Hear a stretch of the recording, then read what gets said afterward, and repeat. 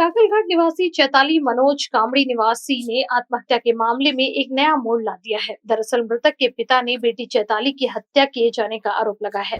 हत्या के मामले को दबाने के लिए चैताली ने फांसी लगाकर आत्महत्या करने की बात बताई। इस मामले में हत्या का दोषी होने का आरोप लगाते हुए उसका पति, सास, ससुर को फांसी देने की सजा देकर बेटी को न्याय देने की गुहार पीड़ित पिता रामदास मेघर ने आयोजित पत्र परिषद के माध्यम से प्रशासन से लगाई है। प्रकरण असं की पहिले नाव सांगा आणि डायरेक्ट प्रकरण सांगा. ठीक आहे. रामदास गुलाबराव बिगरे, राहणार शेकापूरबाई, तालुका हिंगणघाट, जिल्हा वर्धा. मेन प्रकरण म्हणजे लग्नाच्या दुसऱ्या दिवसापासून यांनी आम्हाला त्रास देणं चालू केला की तुम्ही दिवाण घेतला, मुडका घेतला, त्याच्यावर गादी नाही आणली, तुम्ही प्रेझेंट नाही दिलं बरोबर, तुम्ही आमची व्यवस्था नाही केली बरोबर, तुम्ही देणं घेणं नाही केलं. तिथून आमचा छळ करून चालू केला यांनी. मग पण तुमच्या मुलीला त्रास कोणता आहे? काही नाही.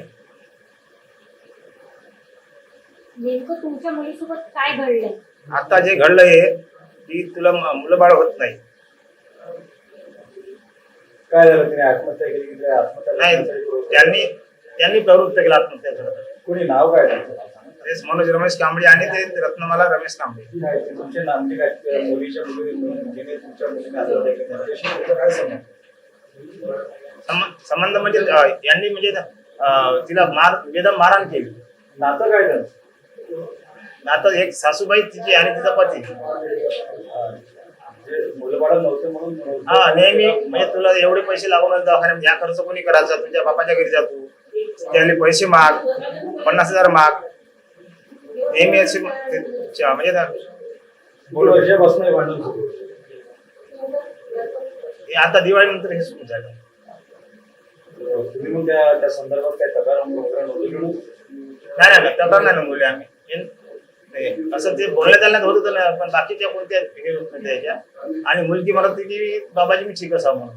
पोलिसांनी गुन्हा नोंदवला का मग? आता त्यात 17/4 नोंदवला, 17/6. काय गुन्हा काय कुठला नोंदवला? हे हुंड्याबद्दल छळ करत होते, तुला मुलं बाळ होत नाही म्हणून छळ करत होते. वारंवार तिला ते मागणी काय?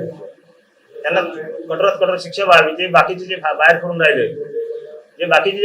राहिले, त्यांना अजूनपर्यंत अटक नाही झाली आहे. त्याचे जे किरायेदार आहेत त्यांना पण अटक नाही, त्याने जी मदत केली गेली.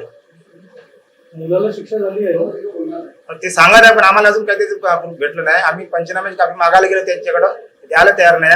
आणि पंचनामा जो केला, जो मेन फाशी टाळताना तो यांनी स्वतः न करता पोलीसवाल्यांनी हे सर्व त्यांनीच ते प्रायव्हेट दवाखान्यात भरती करून हे आणि लावारिस केस सोडून ते निघून गेले सगळे जण.